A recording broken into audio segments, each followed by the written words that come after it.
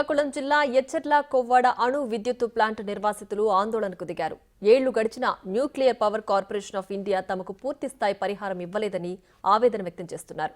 నష్టపరిహారం ఇవ్వకుండా భూముల చుట్టూ గోడ నిర్మించేందుకు వచ్చిన అధికారులను నిర్వాసిత గ్రామాల మత్స్యకారులు అడ్డుకున్నారు. గతంలో ఎన్పీసీఐ అధికారులు ఇచ్చిన హామీ ప్రకారం తమకు పరిహారం అందించాలని డిమాండ్ చేస్తున్నారు. లేని పక్షంలో తమ ప్రాణం పోయినా కొవ్వాడలో అణు విద్యుత్ ప్లాంట్ పనులు జరగనివ్వబోమని హెచ్చరిస్తున్న మత్స్యకారుల దగ్గర నుంచి మరిన్ని వివరాలు మా ప్రతినిధి రాము అందిస్తారు. కొవ్వాడలో అణు విద్యుత్ ప్లాంట్ నిర్మించాలని చెప్పి కూడా 2000 సంవత్సరం నుంచి కూడా ఈ ఇష్యూ నలుగుతూ ఉంది. అయితే చాలా దశాబ్దాలుగా కూడా ఇది ఇక్కడ అణు విద్యుత్ కేంద్రం వద్దని చెప్పి చాలామంది ఉద్యమకారులు ఉద్యమాలు చేస్తున్నారు. ఎందుకంటే ఇది ఇతర దేశాల్లో ఫెయిల్ అయిపోయి అమెరికా, జపాన్లో ఫెయిల్ అయింది. అమెరికాలో ఒక దివాలా తీసిన కంపెనీని తీసుకొచ్చి ఇక్కడ పెట్టాలని చూస్తున్నారు. ఇది ఎంత మంచిది కాదు, ఇంత సురక్షితం కాదని చెప్పి కూడా దీనికి సంబంధించి రిటైర్డ్ ఐఏఎస్ అధికారి కూడా ఏఎస్ శర్మ కూడా కోర్టుకు వెళ్ళడం జరిగింది. మరోవైపు చూస్తే దీనికి సంబంధించి ప్రభుత్వం కూడా ఇంచుమించుగా 5 గ్రామాలకు సంబంధించి ఇక్కడ భూమిని కూడా ఇక్కడ సేకరించే పని చేసింది. ఇది కొవ్వాడ, చిన్న కొవ్వాడ, రామచంద్రాపురం, మరోవైపు టెక్కలితో పాటు ఇంకొక విలేజ్ కూడా ఉంది. మొత్తం 5 గ్రామాలకు సంబంధించి కూడా ఇంచుమించుగా సుమారుగా 2000 పైగా కూడా జనాభా ఉంది. అయితే దీనికి సంబంధించి 90% పైగా ఇక్కడ ఉన్న నిర్వాసితులకి కొంతమందికి వాళ్ళకి సంబంధించిన నష్టపరిహారం ఇచ్చారు. కానీ మిగతా 10% మందికి ఎవరైతే ఉన్నారో వారికి నష్టపరిహారం అందలేదు. ఈ విషయంలో ఎవరైతే అణు విద్యుత్ కేంద్రానికి సంబంధించిన అధికారులు అయితే కొంతమంది వచ్చి ఈ 5 గ్రామాల చుట్టూ కూడా ప్రహరీ నిర్మించాలని చెప్పి కూడా వారు భావించారు. ప్రొక్లైన్లతో మొత్తం అంతా కూడా దీనికి సంబంధించిన వర్క్ అంతా కూడా చేయాలని చెప్పి కూడా వారు భావించారు. దీనికి సంబంధించి ప్రజలంతా కూడా మాకు నష్టపరిహారం లేదు, ఎట్టి పరిస్థితుల్లో కూడా ఇక్కడ ప్రహరీని కడితే మేము ఊరుకునేది లేదంటే కూడా ఏదైతే న్యూక్లియర్ ఫ్యూయల్ కాంప్లెక్స్ సంబంధించి కూడా అధికారులు వచ్చారో తవ్వడానికి వారందరినీ కూడా అడ్డుకుని మొత్తం ఈ చుట్టుపక్కల గ్రామాల ప్రజలంతా కూడా ఇక్కడ నుంచి వారిని బయటకు పంపించడం జరిగింది. ఇదే నేపథ్యంలో ఖచ్చితంగా కూడా ఎట్టి పరిస్థితుల్లో కూడా మాకు పూర్తి స్థాయిలో నష్టపరిహారం ఇచ్చిన తర్వాతే ఇక్కడ నుంచి మీరు ఈ పనులు చేసుకోవాలి తప్ప లేని పక్షంలో మీ ఎట్టి పరిస్థితుల్లో కూడా ఇక్కడ మీరు ప్రహరీ కడితే ఒప్పుకునేది లేదంటూ కూడా ఈ చుట్టుపక్కల ఏవైతే అణు విద్యుత్ కేంద్రానికి సంబంధించిన గ్రామాలు ఏదైతే ఉన్నాయో ఆ నిర్వాసిత గ్రామాలు అవన్నీ కూడా ప్రజలంతా కూడా ఇక్కడికి వచ్చి వందలాది మంది ప్రజలంతా కూడా అక్కడ ఆ ప్రొక్లైన్తో ఇక్కడ జేసీబీలతో ఇక్కడ కాలువ అంటే ప్రహరీ నిర్మించడానికి చేస్తున్న ప్రయత్నాలు అయితే మాత్రం గ్రామస్తులంతా అడ్డుకున్నారు. అయితే వారికి సుమారుగా ఒక 500 నుంచి 800 వరకు కుటుంబాలు ఇంకా నిర్వాసిత కుటుంబాలు ఉన్నాయి. వాళ్ళందరికీ కూడా పూర్తిగా ప్యాకేజీ ఇచ్చిన తర్వాతే మీరు ఇక్కడికి వచ్చి చుట్టుపక్కల కూడా ప్రహరీ నిర్మించుకోవాలి తప్ప లేని పక్షంలో మాత్రం ఎట్టి పరిస్థితుల్లో ఒప్పుకున్నది లేదంటూ కూడా గ్రామస్తులంతా ఆందోళన చేశారు. దీంతో మొత్తం ఎవరైతే న్యూక్లియర్ ఫ్యూయల్ కాంప్లెక్స్ సంబంధించిన అధికారులంతా కూడా ఇక్కడి నుంచి వెళ్ళిపోవడం జరిగింది. ఇక్కడ దీనికి సంబంధించి ఏదైతే కొవ్వాడ, చిన్న కొవ్వాడ, గూడెం, టెక్కలి, రామచంద్రాపురం గ్రామాలకు సంబంధించిన కొంతమంది ప్రజలు ఉన్నారు. సార్ ఎందుకని ఇది మీరు అడ్డుకున్నారు? సార్ మాకు రావాల్సిన రాయితీలు ఇంతవరకు ఇవ్వలేదు సార్.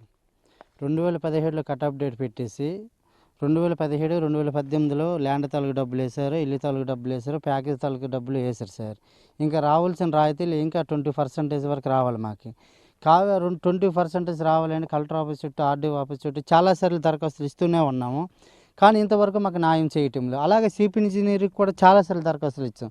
సార్ ఇలాగ మాకు డబ్బులు రావటం లేదు, మాకు డబ్బులు ఇచ్చిన నష్టపరిహారం ఇచ్చినంత వరకు కూడా మీరు ఊర్లో సోలార్ టెస్టులు కానీ, సాయిల్ టెస్ట్, భూమి టెస్ట్, సాయిల్ టెస్ట్ కానీ, ప్రహరీ కూడా కట్టుకోవడానికి కానీ మేమైతే అనుమతి ఇవ్వం సార్.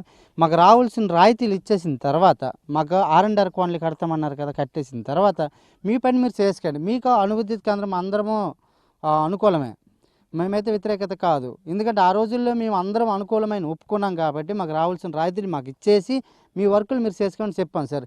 కానీ మా మాట ఖాతరు చేసేసి మమ్మల్ని కిందకు నెట్టేసి మత్స్యకారులు అంత తెలివైన వాళ్ళు కాదు, బురదలో నొక్కేసి బయటికి తోసేసి వాళ్ళ పనులు చేసుకుంటున్నాను సార్. మాకు చేయవలసిన న్యాయం కంపల్సరీగా చేయమని ఇవాళ వాళ్ళ పనులలో ఆఫ్ చేశాను సార్. ఏంటంటే ఎంతమంది ఉన్నారు మొత్తం ఈ 5 గ్రామాలకు సంబంధించిన నిర్వాసితులు? ఎంతమందికి ఇంకా ప్యాకేజ్ ఇవ్వాలి? ప్యాకేజ్ ఇప్పుడు 2017 4వ నెల 31 కట్అవుట్ డేట్ అని చెప్పారు.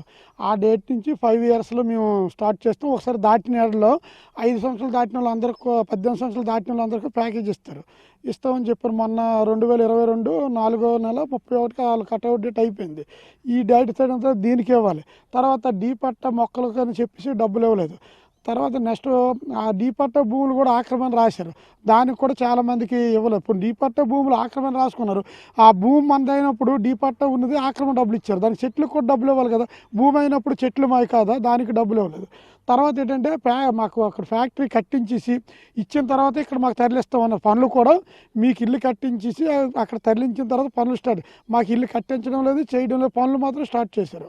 పనులు స్టార్ట్ చేశారు కానీ మీరు ఏ మాట అయితే ఇచ్చారో ఆ మాట ప్రకారం మీరు అన్ని చేసిన తర్వాత పనులు చేయండి, లేకుంటే ఆపియండి అని చెప్పి నిన్న 12వ తారీఖున ఆపడం జరిగింది. ఈ విధంగా ఏంటంటే మాకు ఏవైతే మాకు వాళ్ళు చెప్పినవైనా కనీసం ఇవ్వాలి తప్ప కానీ మేము ఎక్స్ట్రా అడగటం లేదు.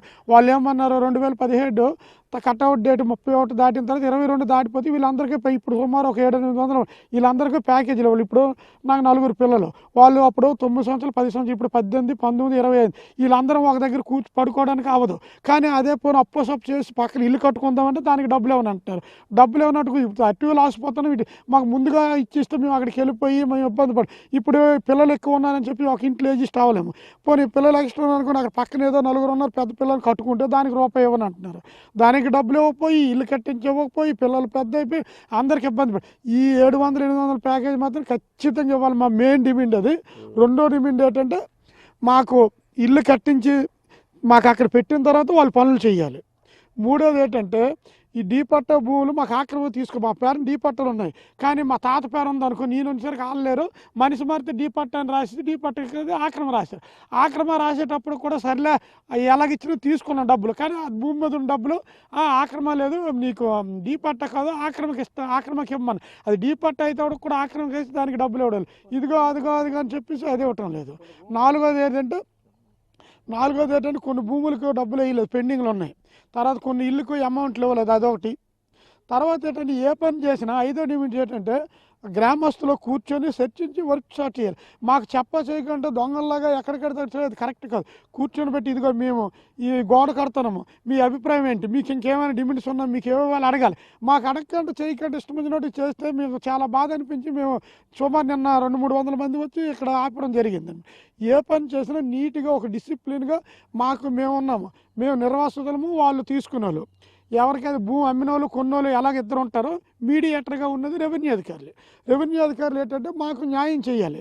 రెవెన్యూ అధికారులు ఏంటంటే మత్స్యకారులు కొన్నది వచ్చిన రూపాయలు వాళ్ళు మొన్న ఏవో లిస్టులు వచ్చాయి డీ పట్టక, ఆ లిస్టులోనే ఆక్రమ పడింది నీకు పేరు రాదా.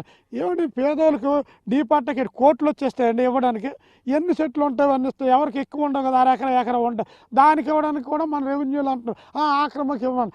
అది డీ పట్టే ఆక్రమని రాసుకున్నారు. కానీ మా తాత పేరు ఎవరి పేరు పడింది అనుకో, మీ తాత చనిపోయాడు కదా నువ్వు ఉన్నావు, మీ తాత పేరు మర్చాలేదు, నీకు ఇప్పుడు ఆక్రమకి వెళ్తే డీ పట్టా లేదని ఈ విధంగా డీ పట్ట పోనీ ఆ విధంగా డీ పట్టా చేస్తాడు ఆడు మొక్కలకి ఇమ్మంటే అది నువ్వు ఆక్రమాలకు పడింది మొక్క. డీ పట్టా అయితే మా తాత అయితే నా పేరు రాసినప్పుడు ఆక్రమ అయినప్పుడు డీ పట్టాకి డబ్బులు ఇవ్వమని చెప్పేసి ఇప్పుడు సుమారు ఒక 100 మందికి ఆపారు. 100కి 95% ఆపిస్తారు, 5% చిన్నవి ఇచ్చారు. తర్వాత ఊర్లో ఇప్పుడు సర్వే చేసేటప్పుడు ఇంటి ముందు చెట్లు గిట్లు ఉంటుంది, దానికి వాళ్ళు ఇల్లుకే వేసారు అమౌంట్, దాంట్లో చెట్లు ఉన్న ఆ చెట్లకి ఏమి వేయలేదు డబ్బులు.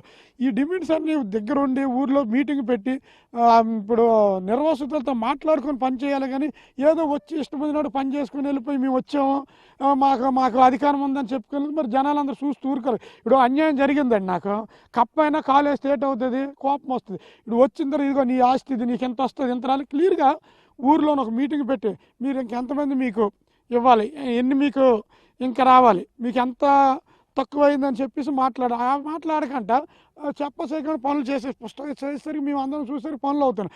ఇదేట్రా బాబు బాగుండదని చెప్పేసి ఊరు గ్రామస్తులం అందరం 5 గ్రామస్తులు మీటింగ్ పెట్టుకొని ఇలాగైతే అందరము ఇబ్బంది పడతాము, మనం ఆపిన తర్వాత తగ్గుతేళ్తామని చెప్పేసి 5 గ్రామాలస్తులు వచ్చి ఆపడం జరిగింది. అదే ఏంటి పరిస్థితి ఇప్పుడు మీరు వచ్చారు కదా, వీళ్ళు ఇంకెంతమందికి ఇవ్వాలి, మీకు ఎక్కడ ఇచ్చారు, అసలు ప్లేస్ ఎక్కడ ఇచ్చారు ఇల్లుకు, మీకు వేరే ఎక్కడ ఊరు తరలించారు కదా ఎక్కడికి? అది ధర్మవరము ఇస్తామని అన్నారు సార్. ధర్మవరంలో ఇల్లు కట్టి అప్పుడు మిమ్మల్ని తరలిస్తాము, అంతవరకు మీరు ఇక్కడే ఉండండి ఈ స్థానంలో అని చెప్పారు. అయ్యా మాకైతే ఈ స్థానంలో ఉంటాం, కానీ మాకు మీరు ఏ విధంగా న్యాయం చేస్తారని ఫస్ట్లో ఒప్పుకున్నాం సార్. కళా వెంకట్రావు మినిస్టర్గా ఉన్న టైంలోను అప్పుడు ఏమన్నారంటే సెంటు భూమికైనా మీకు డబ్బులు ఇచ్చి న్యాయం చేస్తాము, మీకైతే మోసం జరగదు అని చెప్పారు సార్. అలాంటిది ఈరోజు ఏం చేశారు అంటే ₹70 వాటాకి డబ్బులు వేశారు, 30 పైసలు వాటాకి డబ్బులు వేయలేదు భూములకి. అలాగనే 18 సంవత్సరాల వయసు ఉన్నటువంటి పిల్లలకి వాళ్ళకి ఏం చేశారంటే ప్యాకేజ్ చేశారు. కొంతమంది అది కూడా 30 పైసల మాట ప్యాకేజ్ ఇవ్వలేదు. కానీ వాళ్ళు డేట్ పెట్టినటువంటి టైంకి ఇప్పుడు మించిపోయి 3 సంవత్సరాలు అవుతుంది. ఎట్టి పరిస్థితుల్లో ఏదైతే వీళ్ళు 2017 సంవత్సరంలోనే వీళ్ళకి ఇక్కడ కట్ ఆఫ్ డేట్ ఇచ్చారు. ఎక్కడి నుంచి 5 ఏళ్ళ లోపు మేము నిర్మాణం చేసుకుంటే ఈ లోపు కూడా ఇక్కడ నుంచి మీకు హెచ్ఆర్ల నియోజకవర్గం ధర్మవరంలో మీకు ఒక గ్రామాన్ని అక్కడ ఇస్తాం, అక్కడ ఇల్లు కట్టిస్తాం, అక్కడికి తరలించిన తర్వాత ఇక్కడ మేము పనులు ప్రారంభిస్తామని చెప్పి మాట ఇచ్చారు. కానీ ఒక్క మాట కూడా వీళ్ళు న్యూక్లియర్కి సంబంధించిన అధికారులు ఎవరు కూడా నిలబెట్టుకోలేదు. మరోవైపు ఇప్పటివరకు కూడా ఏదైతే 5 ఏళ్ళు దాటింది, 7 ఏళ్ళు దాటింది, ఇంతవరకు కూడా వాళ్ళు ఇచ్చిన కట్ ఆఫ్ డేట్ దాటిపోయిన తర్వాత 18 ఏళ్ళ నిండులో కూడా ఇంచుమించుగా మళ్ళీ పెరిగారు. పాత కొత్త అంతా మళ్ళీ కలిపితే సుమారుగా 800 మందికి మళ్ళీ తిరిగి పెరిగారు. వీళ్ళందరికీ కూడా వాళ్ళు అనుకున్నట్టుగా 18 ఏళ్ళు దాటిన వాళ్ళకి తిరిగి న్యాయం చేయాలి. ఇక్కడ ఉన్న ల్యాండ్స్కి ఇంకా డబ్బులు ఇవ్వడంతో పాటు నష్టపరిహారంతో పాటు మరో 18 సంవత్సరాలు దాటిన వాళ్ళకి కూడా మేము మళ్ళీ ఇల్లు ఇస్తామని చెప్పారు. ఇలాంటివన్నీ ఇచ్చిన తర్వాత మాకు తిరిగి ఒక డేట్ అంటూ ఒక కట్ ఆఫ్ డేట్ అని చూపించి అవన్నీ చేసిన తర్వాత ఇక్కడ తిరిగి పనులు ప్రారంభించాలి తప్ప, లేని పక్షంలో మా ప్రాణాలైనా ఇస్తాం తప్ప ఎట్టి పరిస్థితులు ఇక్కడ పనులు జరగడం కూడా ఈ కొవ్వాడ చుట్టుపక్కల ఉన్న 5 గ్రామాల ప్రజలైతే హెచ్చరిస్తున్నారు. Video journalist Nagarajaramu, big TV news, Kovvada, Srikakulam జిల్లా.